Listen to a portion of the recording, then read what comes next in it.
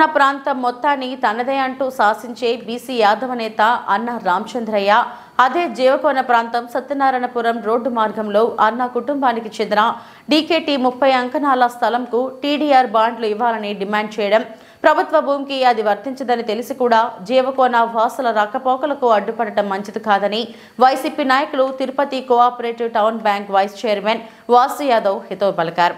Tirupati press club లో సోమవారం media ముందు జీవకొండ వైసీపీ నాయకులు నవీన్, రమణ, ప్రసాద్, స్వరూప్, వెంకటేష్ తదితరులతో కలిసి వాసు మాట్లాడుతూ వైసీపీ పాలనలో తిరుపతిని మాస్టర్ ప్లాన్ రోడ్డుతో భారీ స్థాయిలో అభివృద్ధి చేసిన భూమన కుటుంబానికి తిరుపతి వాసులు రుణపడి ఉండాలని కోరారు. కానీ అన్న రామచంద్రయ్య జీవకొండకు ఏమి చేశారని ప్రశ్నించారు. అన్న రామచంద్రయ్య స్థలాన్ని జీవకొండ ప్రజల కోసం ఇవ్వగలిగితే వైసీపీ 2 లక్షల ధనాన్ని అందిస్తుందని తెలియజేశారు. చాలని పక్షంలో జీవకొండలోని గడప గడపకు జోలే పట్టి తిరిగి యాచించి కోరిన సొమ్మును అందజేస్తామని తెలియజేశారు. వైఎస్ఆర్సీపీ నాయకులందరూ కూడా ఈ పత్రికల సమావేశంలో పాల్గొంటున్నాం. ప్రపంచ ప్రసిద్ధిగాంచిన తిరుపతిలో కూటమి ప్రభుత్వం ఏర్పడిన 6 నెలల్లోనే తిరుపతిలో ఎన్నో అరాచకాలు, భూ కబ్జాలు, దాడులు ఇవన్నీ కూడా తిరుపతి ప్రజలందరూ కూడా చూస్తున్నారు. సరికొత్తగా ఇన్ని రోజులు ఈ కూటమి నాయకులు ప్రజల మీద దాడి చేస్తూ ఉన్నారు. ఇప్పుడు వాళ్ళు పందా మార్చుకొని మున్సిపల్ అధికారుల మీదే దాడి చేసే ప్రయత్నం మొన్న జరిగింది. అది తిరుపతి ప్రజలు మరియు మీడియా ముఖంగా కూడా వచ్చిన విషయం మనందరికీ కూడా తెలుసు. ముఖ్యంగా కూటమి నాయకుడు అన్న రామచంద్రయ్య గారు మొన్న 2 రోజుల క్రితం మున్సిపల్ పార్క్ ఎదురుగా ఉన్న ఒక స్థలంలో తన అనుచరులతో మున్సిపల్ అధికారుల మీద దాడి చేసి వాళ్ళని బెదిరించి తరుముకున్న సంఘటన మనమందరం కూడా చూసాం.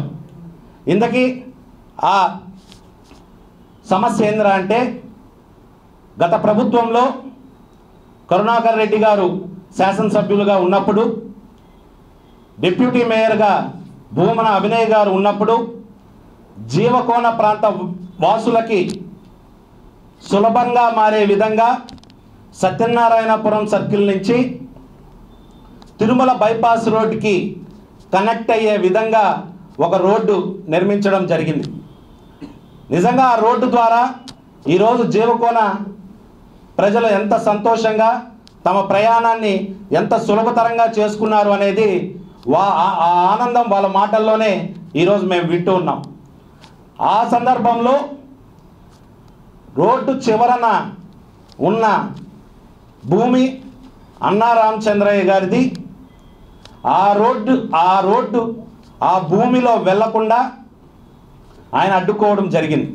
ఆ రోజు మా ప్రభుత్వంలో మేము ఆ రోడ్డు కూడా కంప్లీట్ చేసే తరుణంలో వాళ్ళు కోర్టుకు వెళ్ళడం, దాని తర్వాతనే ఎలక్షన్ కోడ్ రావడం ద్వారా ఒక 100 మీటర్ల రోడ్ని కొన్ని టెక్నికల్ కారణాల వల్ల మేము వేయలేకపోయినాం.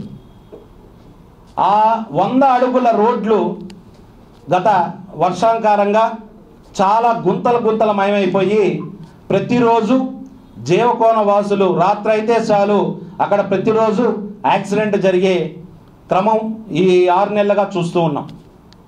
ఇంతకీ ఆ స్థలం యొక్క చరిత్ర ఏంద్రా అంటే, 1984లో తిరుపతి మాస్టర్ ప్లాన్ని తొడా రూపొందించినప్పుడు ఆ రోడ్డుని ప్లాన్ చేసిన విధంగా అన్నా రామచంద్రయ్య గారి భూమి మీదే ఆ రోడ్డు రావడం జరిగింది.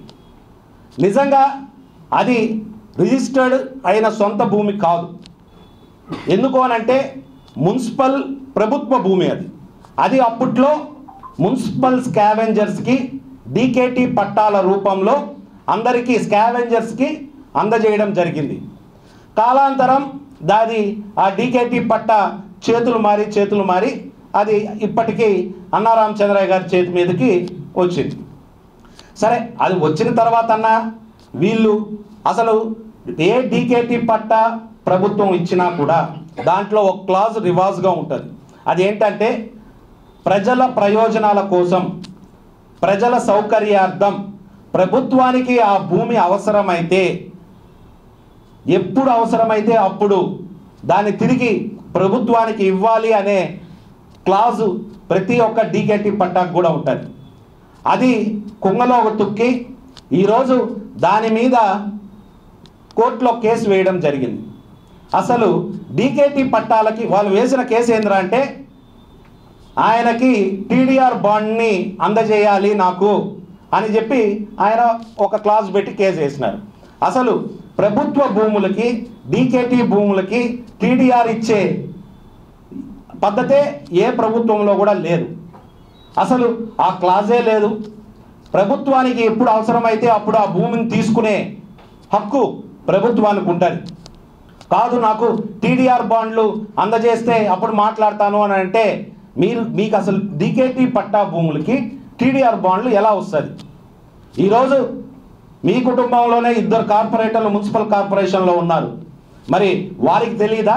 తిరుపతిలో ఏ డీకేటీ పట్టాకైనా సరే, తిరుపతిలోనే కాదు ఈ రాష్ట్రంలో ఏ డీకేటీ పట్టాకు కూడా టీడీఆర్ బాండ్ ఇచ్చే హక్కు ఏ ప్రభుత్వానికి లేదు. సో అలాంటి జీవో ఏదన్నా ఉంటే మీరు చూపెట్టండి, దానికి మేము కూడా సమర్థిస్తాం. తర్వాత ఈరోజు కూటమి ప్రభుత్వం కేవలం 100 మీటర్ల రోడ్డు వేయడానికే ఇంత ఆపసోపాలు పడుతోంది. కానీ 2019-24లో ఈ తిరుపతికి 20 మాస్టర్ ప్లాన్ రోడ్లు, 7 ఫ్రీ లెఫ్ట్లు తీసుకొచ్చిన ఘనత అభినయ్ గారికే చెల్లుతుంది. మీకు ఈరోజు పత్రికాముఖంగా కొన్ని విషయాలు చెప్పాలి. ఆ రోజు మేము రోడ్లు వేసే సమయంలో ఉదాహరణకి గ్రూప్ థియేటర్స్ నుంచి గంగమ్మ గుడికి వెళ్ళే రోడ్డు కావచ్చు, కొల్లగుంటలో మెయిన్ రోడ్డు కావచ్చు, ఆ రోడ్డు విస్తరణలో భాగంగా మేము చాలా ఇళ్ళని కొట్టివేయడం జరిగింది. ఆ కొట్టిన ప్రతి ఒక్క ఇల్లు వైఎస్ఆర్సీపీ కార్యకర్తదే, కొట్టిన ప్రతి ఒక్క బిల్డింగు వైఎస్ఆర్సీపీ నాయకులదే. ఆ రోజు ఆ నాయకులు కార్యకర్తలు అందరూ కూడా వచ్చి అభినయ్ గారిని, సార్ ఇట్లా మా ఇల్లులు ఇట్లా రోడ్డు వైడింగ్లో పోతుంది, దయచేసి ప్లాన్ అన్నా మార్చండి, లేదా ఈ రోడ్డు వైండింగ్ అన్నా ఆపండి అని సదరు ప్రజలు ఏ రకంగా విజ్ఞప్తి చేస్తారో అట్లా మా నాయకులు కార్యకర్తలు కూడా ఆ రోజు అభినయ్ గారిని విజ్ఞప్తి చేయడం జరిగింది. ఆ రోజు ఆయన ఒకే మాట చెప్పారు, నేను చేస్తున్నది తిరుపతి ప్రజల సౌకర్యం కోసం, ఇది నా సొంత ప్రయోజనాల కోసం నేను చేయడం లేదు. ఈరోజు ఈ రోడ్డు వైండింగ్ ద్వారా ఎంతోమంది ప్రజలకు మేలు జరుగుతుంది. దాంట్లో మన నాయకులకి, మన కార్యకర్తలకి, నా మనుషులకి నష్టం జరిగినా కూడా పర్లేదు, మనం ప్రజల కోసం ఓర్చుకుందాం, మనం ప్రజల కోసం త్యాగం చేస్తాం అని చెప్పిన గొప్ప వ్యక్తి అభినయ్ గారు. ఈరోజు చూస్తే కొర్లగుంట రోడ్డు ఒక 2 వీలర్ వెళ్తేనే, ఆటో వెళ్తేనే ట్రాఫిక్ జామ్ అయిపోయే రోడ్డు ఈరోజు విశాలమైన రోడ్డుగా మారి కార్లు ప్రయాణిస్తున్నది అని అంటే, ఆ రోజు అభినయ్ గారు తీసుకున్న ఈ ముందు ఆలోచన వల్ల ఈరోజు కొల్లగుంట ప్రాంతం వాసులు కావచ్చు, మిగతా వాసులు కావచ్చు, ఈరోజు చూస్తే ఆ కట్టకింద ఊరు మాస్టర్ ప్లాన్ రోడ్లు కావచ్చు, అన్ని మాస్టర్ ప్లాన్లలో కూడా భూములు కోల్పోయింది వైఎస్ఆర్సీపీ కార్యకర్తలే, వైఎస్ఆర్సీపీ నాయకులే. కానీ ఆ రోజు పద్ధతి ప్రకారం వాళ్ళకి టీడీఆర్ బాండ్లు ఇస్తామని చెప్పినాం, అది కంటిన్యూస్గా జరుగుతూ వెళ్తుంది.